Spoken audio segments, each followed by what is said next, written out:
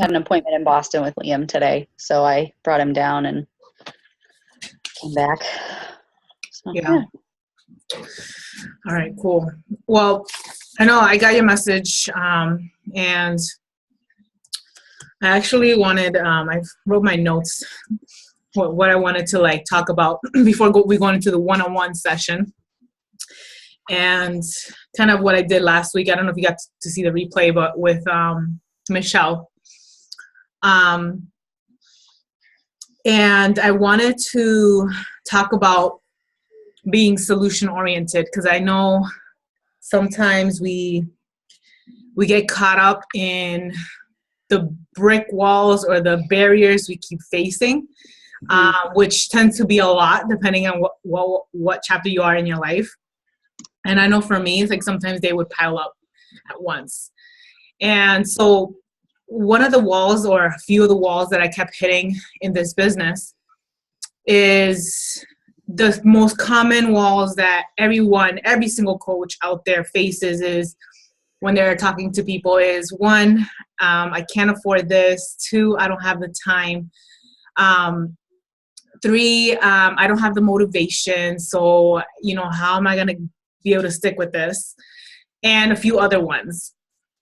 And it annoyed the heck. It annoyed me, but not like annoyed at them, but annoyed at that barrier that a lot of people have. And I started to dig deeper into it, because I was like, okay. So if this is what I constantly am hearing over and over and over again, what can I do about that? Because obviously I can't actually change their situation right now, but I can change their mindset around that. So I got one, I don't know where I heard this. I don't know if you've heard the story or read this. I don't know if I read it in a book or where it was, but it honestly is the reason why I am where I am right now. So the story is that this collection agency that, collection agencies collect debt from people, and collection agencies probably have the hardest job, even harder than us, because they have to get people to pay their bills that are broke, like honestly, seriously broke. So, but they have to like get these people to pay their bills. And I don't know how the company works and so on. But so this collection agency company, I don't know what the name of it was, but they're realizing like, all right, we're not hitting our quotas. Like, how are we going to be able to collect this money from these people? And they started to do some more research and realized a lot of these people were struggling with finding jobs. They were struggling with maintaining jobs. And so they decided to be solution oriented and decided to create a program where they helped these people build resumes. And they did this for free.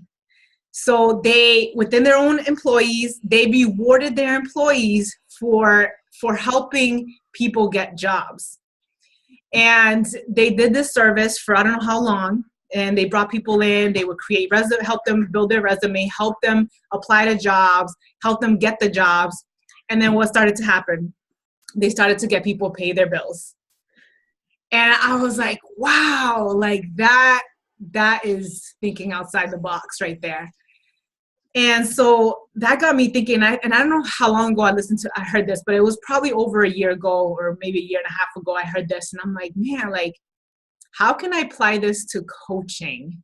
Because I keep hearing the same things. I keep hearing the same excuses, barriers, whatever you want to call them, over and over again. I'm like, okay, I need to think about it. And it's taken me a year and a half to think of a solution.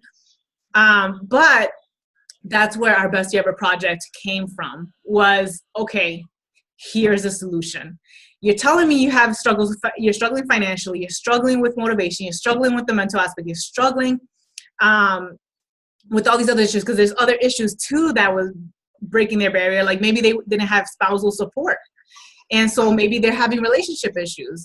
So I decided to think outside the box, and I'm like, okay, what free service can I provide women that helps them to manage their money better, to provide them resources so they can get out of the hole that they're in?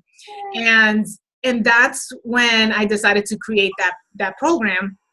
Now, obviously, people don't have to go all out the way I have. I kind of exaggerate when I do something. I think like how can I 10x this? Because that's just the way my mind works for some reason. I don't know if I got it from my dad, but I wanted to help break down those walls.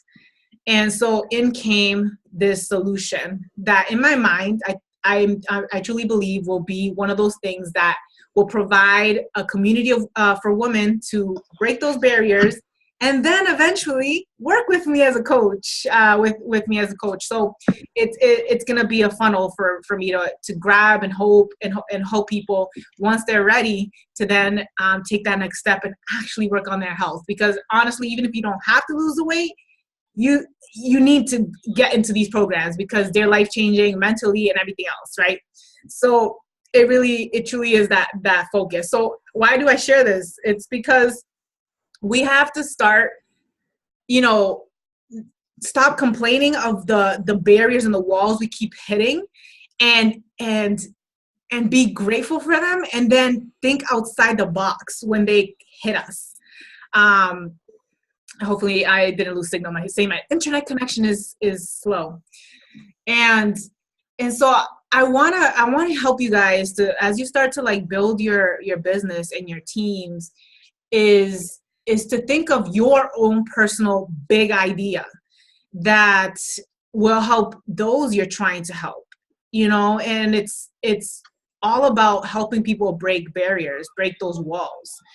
And I believe that each of us has a talent there where we can improve people's lives in a certain way, thinking outside the box. And I want you guys to start like thinking, this year, what can that one big idea, or it doesn't have to be huge, but like that one thing I can do to serve my community or serve my target population or the people that I'm trying to help. And I've never read the book, but I've heard enough of it from coaches and from the Coach Summit that talked about the book that's called Jab, Jab, Hook. And it's a book based on business and how the jab, jab is you serving people, right? You give people first before you take. And that's like number one rule in business, at least for the ones that want to be successful, is you want to be able to serve people, give them before you ask something in return. And it builds that trust. It builds that foundation for your business. So as you go forward, like in this new year and the beginning of the year, because honestly, guys, it kind of started like right in the beginning of last year when I started to think and brainstorm. And that's kind of how I kind of like went through trial and error and doing like a free 2-week group and doing this and doing that and just trying to see what worked. And that's kind of how at the end of the year, I came up with this idea after testing and trial and failure. Don't be afraid of failure. Like if you have an idea, try it and do it. And if it fails, take notes and think of, okay, what can I do differently this time? And that's what I did, and I was willing to fail in order to get to the solution. And so don't be afraid of failure. Don't be afraid of wanting to do things perfectly. No worries. Don't be afraid to put yourself out there and get out of your comfort zone. And, as I've done that in this last year, because I was like, I'm going all out. Like, I'm just putting myself out there as much as I can. That's when like you see that like influx of people, like eyes on you. And even though you may not get the messages right away or whatever, because, people stalk people before they ever say anything, you will get the eyes and you will start to get that momentum that you're looking for. But it all goes back to consistency and sticking with it and be willing to fail and not giving up. It's a lot of grit. It's a lot of falling down and getting back up. But I was listening. I don't know if you guys got to listen to the National Wake Up Call. I think it was this week. And I forgot who the speaker was, Lindsay Matway. And she talked about how sometimes the trials that we face, it's an opportunity for us to learn because now we get to lead our team in through those trials. And I can tell you guys that I've literally gone through almost every trial that I think any coach has gone through or more. I gotten frustrated because I'm like, geez, like I've been at Emerald for so long, and then I got to Diamond. I've been for Diamond forever. Like, why am I not moving forward? Right. And now I look back and I'm like, you know what? It happened for a reason. I needed to go through that in order for me to figure out how to get out of each of those phases, so then I could teach my team how to get out of that phase and move forward and grow and be able to gain that freedom that they're looking for. So I just wanted to share that before we go into our one-on-one, but I just wanted to give you that motivation, that inspiration to keep going. Don't give up, and allow those moments of failure and allow those moments of weakness. And I'm going to be real with you right now. Freaking 80-day session is beating me right now. And the last couple days, and Megan, you would understand because you work night shifts, but doing night shift and then doing day shifts, it's horrible on my head. Like I have a huge headache right now. And so my eating has been off because of lack of sleep. So I feel you when you talked about lack of sleep and eating like crap. And so I've been pretty good for the most part, but it's just like I've eaten a couple things here and there off the meal plan. So here's my eating off the meal plan right now. I'm eating some ice cream, all right? And no judgment, all right? And it tastes amazing, but honestly, like, I just, like, I need this because I've only gotten 4 hours of sleep in the last, 72 hours. Like, that's how exhausted I am right now. But, I'll get back on the wagon tomorrow. Like, that's how you roll. And, you have to be willing to share that. You got to be willing to open your heart. And I know some people are scared of that. They're scared of what people are going to think or what this person's going to say. But I kind of grew out of that and realized, like, the people that love you and that support you will support you through whatever, whether you fail or not. And I've learned who my true friends are and who are not through this journey. And I'm grateful for it. So I'm going to open up the forum now, like, for you to share what your struggles are, what you want, what you need help with, and see what I can do for you. Hi. This is weird. I know. I'm recording it so I can post it too. So. Well, from my message, refinding my motivation now that I'm got that diagnosis, and just basically, like, getting out of bed in the morning is getting to be difficult. Like, trying to get my head right, like, has been real tough. Like, mm-hmm. And then I just feel like I'm just getting knocked down with everything. Like, those, not walls now, they're just like bricks just being thrown at my head with everything that's being thrown at us now. So it's like really tough to get out of that headspace of being negative and then just kind of just giving into that, I'll just restart once I feel better kind of thing. Whereas I know I need to get it done now because some of those bricks will be thrown back if I can just get my butt in gear and, work my business. Mm-hmm. But it's tough. And I think you told me that you started, did you start taking medications or no? Yeah, I've been on an antidepressant for a week and a half now, and it's like I feel like it's starting to get better, but it's just like, I don't know, it's still like I'm just basically just getting out of bed to, like, feed them, go to work. Like, yeah. Yeah, I know. I know it's hard. Like, I didn't get to the point where I needed medications, but I got to the point. I remember telling my mom after this third one, because after the third one was, like, by far the worst. I remember one morning, like, being on the couch. My mom came because she knew, like, I was just I couldn't function. Like, it was barely no sleep, and I think that's part of depression is lack of sleep. And we can't, as women, like, the hormones are all off when we don't sleep. And I remember, like, being on the couch, on the blanket, the baby's, like, my mom walks through the door, and I'm like, the baby's still crying, and this is, like, 7 a.m, and I've been up all night, and I don't know what to do. I put him down. My mom grabbed him, took, finally calmed him down. And I remember like going to her and saying like, it's so hard saying this, that I wanted to hurt him. And I told her because I knew if I said it out loud, it would stop me from doing it. And when I hear women that say that, before I used to be like, how could they say that? Like, why would you ever want to hurt your child?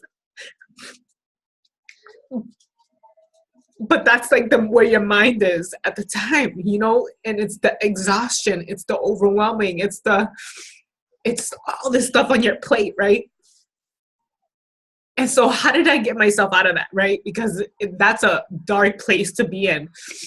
One is getting support, because my mom, like I told her, because I knew if I said something to someone, it's a cry for help, And then two, I begged my husband, I'm like, I need time for me. Like, I need this time to take care of myself, and I need to work out. I need to go back into my routine, because if I can't get back into my routine, it's gonna hurt me mentally even more. And he supported me, and I think the family support is huge. But it's like, okay, what do you do when you don't have that? But I know you have a great support system too. But I think it's honestly what got me out of that was doing the vitals. We talk about the vitals so much, and I honestly believe that. Hold on, Isabella, can you please give Isaias the bobo that's in the kitchen? Thank you. I think taking one step at a time is really what I did. It was like, okay, go give it the bobo, please. I started to do the workouts, right? And it looks somewhere in the kitchen, Mama. It should be somewhere around there. Okay, Sandra, hold on. Okay, Mama. So have you been able to take the time for yourself is my question. No. With going back to work, it's been rough because, we get up at 5 to feed them, and then Brian brings them to daycare, but I have to go to work right away. And then I don't get home until 7:45, 8 o'clock. And then one of them needs to be fed, and then we try to get to bed and start all over again. Yeah, start all over. And I mean, I only work Monday, Thursday, Friday, or Monday. Like this week I work the weekend. So I have Friday off while they're at daycare. So, but like that's every 3 weeks. Like I'll get a day off because, Tuesday and Wednesday I take care of them. And then Saturday and Sunday he takes care of them. Yeah. But like, I don't know what's going to happen this week if he's got the flu. So right. It's just getting like, trying to get that time to myself is like, I'm lucky if I shower once a week. Like, yeah. But that's what's causing it. Yeah. Like we think and I know there's some chemical imbalances with the depression and all that, and that's valid. But those chemical imbalances can be managed or tweaked with holistic approaches, which is sleep, taking care of yourself, eating right, drinking water, like all those things that most people don't say they don't have the time for. But here it comes down to, looking at your current life. And I know your schedule, I mean, 3 days a week, right? 3 12-hour shifts doesn't seem bad, but for a nurse, like, but that's a lot. Like we know that that's a lot on our body. It's a lot on our psyche. And I feel like that a part of that too, like when I went through depression, my second one, it was with my shifts and stuff, is I had to ask myself, like, what my life looks like right now. Does it align with my priorities and what I want to achieve? Mm. And that's a hard question, right? Because if we are in a bind financially, you know, we feel like we're stuck. Like I have to do this. I have to work these hours. I have to do that, right? But I just shared this week about our financial situation, which is real. Like, I hadn't shared that ever. And I wanted to do it because I know there are a lot of people that stay stuck because of the financial situation. And when it's gotten so bad that my husband, on top of working double shifts in his regular job, did you give him the bubble? Go look for it, please. Can you go look upstairs then? Go look upstairs in his room. He's done Uber. I've taken on jobs. I've done all this other stuff on top of what we have. Yeah. But like with the schedule. So like I've looked for like odd hours. Like that's why I do a night shift now with the day. And he's done the Ubering. And man, those moments were like so depressing. And this was last year. Like it was so depressing going through that with him and knowing that like dang, like we're at this point, right? But honestly, that was my push. So like, okay, I need to make this happen. I need to like make coaching happen because coaching aligned with my priorities, aligned with my family priorities and taking care of myself. And so we made sacrifices, and it's not spending or, doing things to manage our income. We're taking a financial planning class and it was just teaching us a ton of stuff. And I'm going to be sharing in our community starting February after our financial planning series live events. And I'm going to delve deeper into those financial things to help us. But like, you have to decide like, okay, does it make more sense to do 8-hour shifts or does it make sense to do something else? Like you got to think outside the box, and don't stay stuck in that mentality. Like I have to do this. I have to be here. I have to work in these shifts. Like you don't have to do anything. Right. But we get stuck in that mentality. Like I have to do this. And that then feeds into that depression because we're not happy where we are. And we stay stuck there because we have to do it. Don't get stuck there. Like if it's not feeding you the right way, mentally, physically, spiritually, then think outside the box. Be solution oriented and think what can I do at this point? And obviously it takes time to get there because you gotta be able to find something that works with your schedule. You gotta apply and all that. But if that's what it's gonna take to gain mental strength and clarity and be able to be happy, it's worth it. It's worth that search. It's worth making those tweaks in your schedule or whatever, or talking to someone at work and telling them like, this is what's going on with me. And I need you to give me your advice. What do you recommend? Is there shifts that work better for me or maybe a different department? Like you just got to think outside the box. Don't stay stuck there because your family needs you to be well mentally. And that's what I realized after the third guy is I was like, I need to be well because if I'm not well, like my house falls apart, literally was falling apart. And I needed to gain control again. So that's my biggest recommendation. Like for anything else to start working, you got to be right first mentally.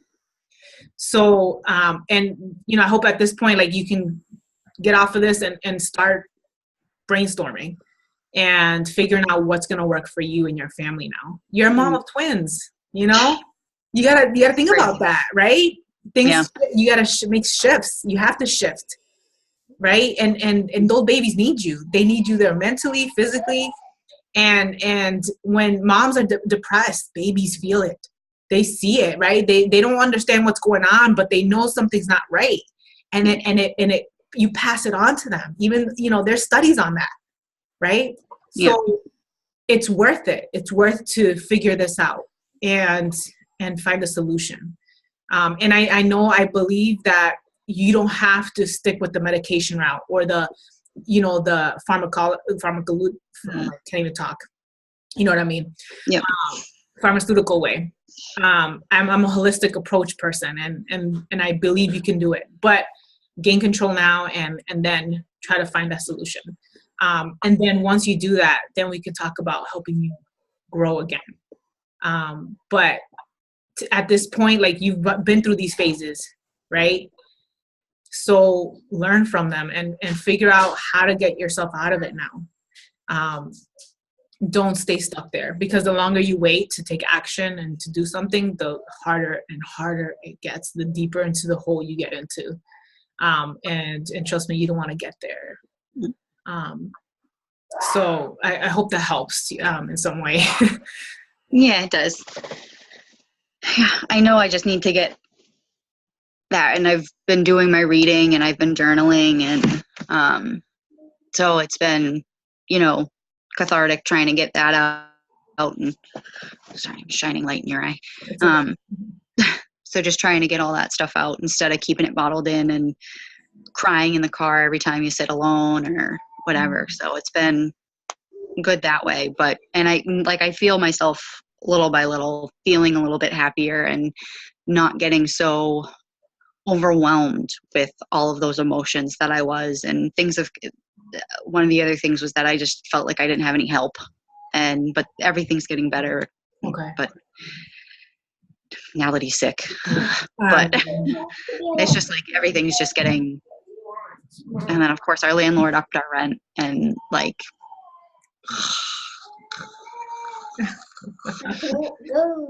but yeah, so it's just trying to figure out what's working for us. Like, we've already looked into, like, what can we cut, where can we budget here, budget there, and so it's starting to, it's putting things together. So go stay with him, please. Go, momentito, I'm almost done. Yeah, it's making the adjustments and figuring out, and I like every single person has these phases in their life. Yeah. And if you think about it, like, even the most successful people, like the billionaires, had to go through phases in their life, right? And I think in my head, like, when I think of it that way, I'm just like, okay, I'm normal. Yeah. And there's a solution, because if they were able to get out of it or figure something out, I can do it too. So I think that the people, what differentiates the successful people and those that are not is not falling into that victim mindset. Yeah. And I know you don't. I know you have the capability inside you to fight, and you have a greater reason now to show up and do what needs to be done. And once you adjust, then you're gonna be like, wow, like, I just went through that, and like, I'm gonna share the heck out of this, like, that's how I do it, Yeah. It's amazing, but during it sucks, it really sucks. Like, I've been through it, and I still have days like that too, and I'm like, I don't know how I'm gonna do this today. I don't know how I'm gonna make it through this week or this month. But you just keep showing up, and that's key. And that's honestly, if you really embrace the coaching journey and every step of it and every process, and doing each of those things and sharing it, like, I'm telling you, it's so liberating, and it teaches you so much about yourself. And the money coach that I was speaking to, that's going to be coming to the event, she was saying that each crisis that you go through in your life pushes you to dig deeper into figuring out how to be more solution oriented. And I was thinking about them, like, wow, like, it's so true. Like, each of those crises that we go through in our life is an opportunity for us to dig deeper and figure out, okay, what can I do to prevent this in the future? So, when you're writing your journal, think about that and just think, like, okay, what can I learn from this, and how can I approach this in a positive way? And I know you got this, because you're an incredible person. You have an amazing story, and I've said this before, but like, so many women need to hear your story. So don't be afraid to share it, and don't give up. I know sometimes you're gonna give up, I know that it's easy. You think it's easier to give up, Yeah. but giving up is as much effort as you keep going. If you decide to try Yeah. it. So, all right. So, all right. So, anything else you wanted to? Oh, I mean, yeah, I just gotta, like I said, I just gotta get right before I can help everyone. Like, I know I can help them because I've been helping a couple of women and they just haven't bit the bullet, but I can't, I'm just not in that mindset right now to be like, hey, like, keep pushing them to when I'm not fully, like, all there, and Mm-hmm, it's not fair to them. mm-hmm, So, yeah. Although the one coach that I brought on, she's lost 3 pounds. So That's yeah, awesome. she started 2 weeks ago. She just finished her her 3 weeks of 21 Day Fix. But she hurt her knee. So I'm like, damn. But she's still doing the meal plan, and That's good. we're switching her to vegan Shakeology. So I've convinced her to stay, even though she That's amazing. See? almost convinced herself to, because she's the one I posted about the she wants to be clean for pregnancy and this, that, and other thing. And I was like, no, but it's, I mean, here, like, this woman did all this research. Look into this. You're gonna regret stopping. Yeah. And she's like, okay. So See, you did it. You did it. So I you, did one thing. yeah, and you're helping that one person right now, and that's important. Like, and I'm sure that makes you feel good, you know. And Yeah, that's like a like a the sun, you know, coming out from the clouds, you know, that you have right now. It's like that one thing you're like, okay, that, and sometimes that's what happens in this journey. It's like you feeling down, in this, and then someone like that shows up, and you're like, wow, so I'm doing something. exactly. You know, I'm making a speckle of a difference, but it's a difference. There's a sprinkle on my cupcake. Yeah, exactly. So embrace that and celebrate it.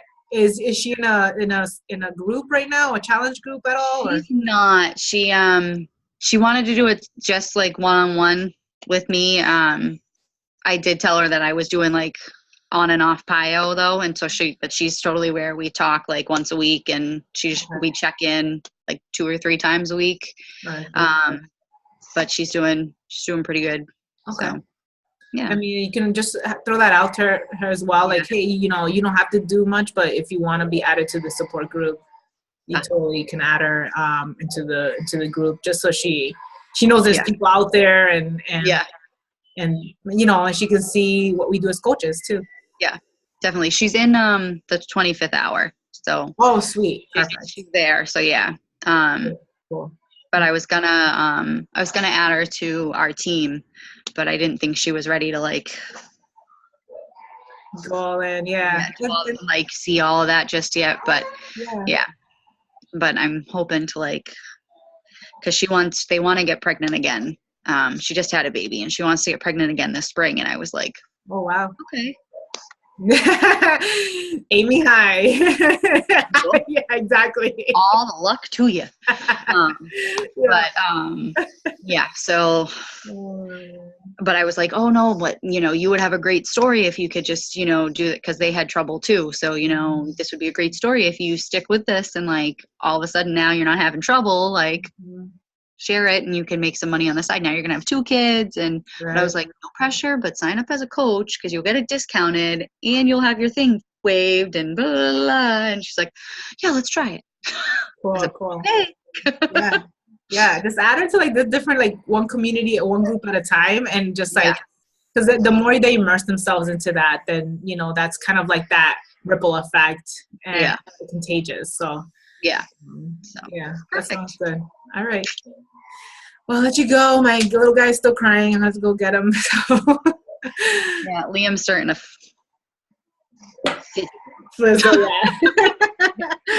So, all right. Well, you have a good night, and we'll stay in touch. Yes, definitely. Next Wednesday again. Okay. Yes. All right. Have a good night. You too. Bye.